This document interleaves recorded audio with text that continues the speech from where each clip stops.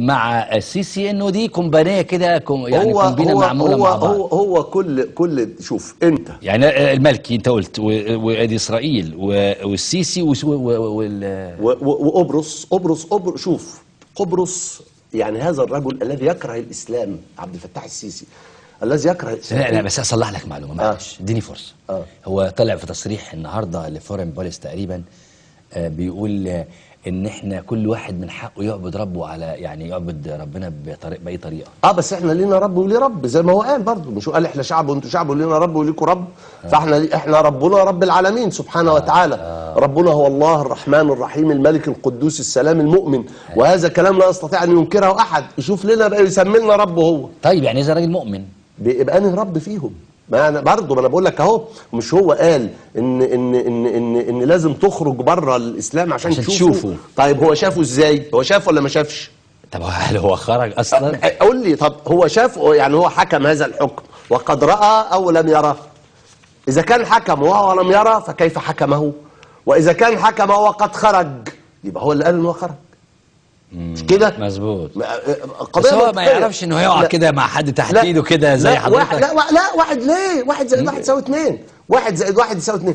انا لما اجي اقول لك انسى ان الراجل ده ابوك عشان تقدر تشوفه على حقيقته، فانت قلت انا شفته على حقيقته، يبقى انت نسيت انه ابوك.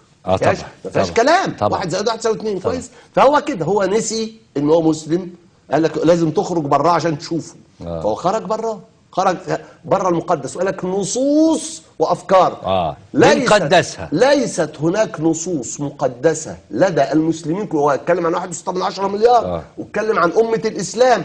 ليست هناك نصوص مقدسه لدى 1.6 مليار كلهم الا القران الكريم وبعض الحديث بس، لانه الناس بتختلف في الاحاديث، ناس بتضعف ده وناس بتعمل ده. الشيعه مثلا لا تصح عندهم احاديث السنه او كثير منها، والسنه لا صح عندهم، لكن القران هو المقدس. القران وبعض الحديث. فهو قال لك ان احنا عايزين نغير النصوص والافكار المقدسه منذ مئات السنين عند 1.6 مليار مسلم. دي ما تنطبقش الا على القران. بس ملهاش قول لي ايه غيره؟ قول لي ايه؟ ما اعرفش. يعني نحن لا نقدس كلام الفقهاء. تمام. نحن لا نقدس اجتهادات المجتهدين. نحن لا يعني شوف في فرق بين بتحترم وبتقدس. وقال نصوص مقدسه. يعني مثلا حضرتك بتحترم القانون المدني لكنك لا تقدسه. طبعا. لا تقدسه. حضرتك بتحترم كلام ابوك لكنك لا تقدسه. مش كده؟